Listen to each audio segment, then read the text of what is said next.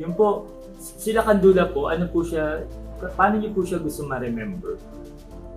Alam mo ngayon, ang gusto ko nang ma-remember kay Lakandula, yung maging servant of God siya. Oo, maging servant of God siya. Sinave niya ang mga Pilipino nung nagkaroon ng peace treaty sa Kastila. Hindi may ginagalang Kastila. Hindi pwedeng patay ng patay. Di ba? O, isa yun, nasave na. Tapos tumulong siya sa pagpapakalat ng Katolikismo. Sa Tondo, sa Karatig Puro, no? Pagtatayo ng mga bisita. Pinagpari niya anak niya. Nag-donate siya sa simbahan. Nagpa-convert siya ng Katoliko. Although, nung naramdaman niyang kinaapi na mga Pilipino, lumaban siya. Yung himagsikan ng Tondo. So ano po ginawa niyo yung time? Nung kinaapi na, no? Yung mga pangako na ito pa, dinabus ng mga Pilipino. Kung papakinggan mo yung istorya ng himagsikan ng Tondo, iniipon niya yung mga datos sa iba-ibang lugar. Supposed to be, aatake sila sa Intramuros.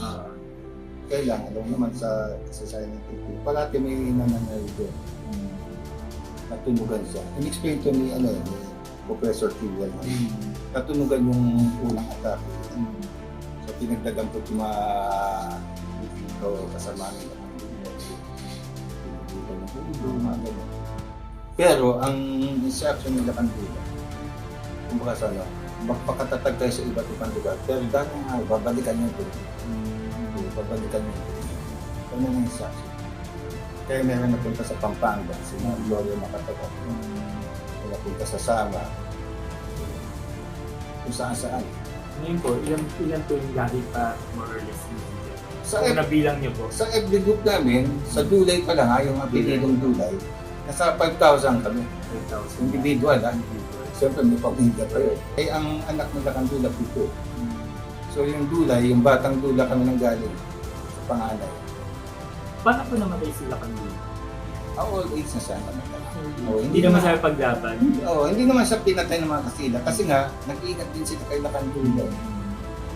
Paano niyo po gusto maalala yung Tondo? Ang mga Pilipino, dapat nilang parating iniisip ang Tondo. Kasi dyan nagsimula ang cradle ng independence natin. Diyan ang galing sila Bonifacio. Diyan ang maliban kay Lakandula, let's go to the later time na.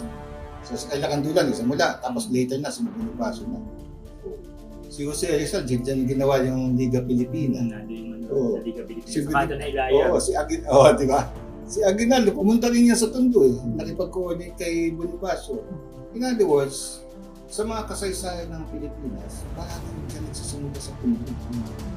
Tapos, kumakalat sa buong Pilipinas. Ay, halimbawa, maski yung unang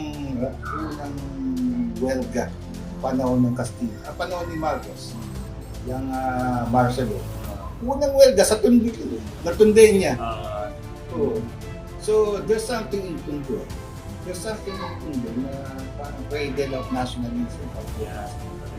Kaya ako, I'm very proud to be a descendant of Tondo. At mga Dulay, proud kami na descendant kami. Kasi sakit ikarangan ng Tondo. Yes. Kaya yung ginagawa mo, okay.